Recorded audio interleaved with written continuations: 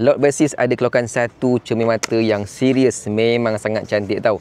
Kotak dia bagi ni premium, sesuai lah dengan harga dia yang agak premium tu. Jadi kalau korang cari cermin mata yang murah-murah, korang boleh terus scroll video ni dan tak payah tengok. Okey, sebab cermin mata ni dia agak premium dan kualiti dia pun memang sangat berbaloi dengan harga dia. Okey, beg putih ni, kain ni dia boleh jadi sebagai kain untuk kita lap cermin mata tau. Bukan setakat kain biasa-biasa je. Dan ini adalah cermin mata yang korang akan dapat bila korang beli dari link dekat bawah. Yang aku ambil ni, lens dia fotokromik, yang mana dia akan berubah daripada cerah menjadi gelap kalau kita berada dekat tempat yang panas. Contoh macam dekat bawah matahari sekarang ni, memang dia akan sedikit gelap. Berbanding kalau kita duduk dekat dalam kereta ataupun dekat dalam dewan ke indoor, dia akan jadi cerah. Tapi walaupun lens dia gelap, kita punya pemandangan tak nampak gelap pun, nampak redup je. Dengan UV protection akan membuatkan kita punya pandangan jadi nampak redup bila kita berada dekat tengah-tengah panas. Nak pakai pergi jalan-jalan boleh, pergi bawa kereta boleh, nak pergi event-event pun boleh, tak ada masalah punya. Sebab design dia sangat cantik tau, nampak tak ni? Cantik kan?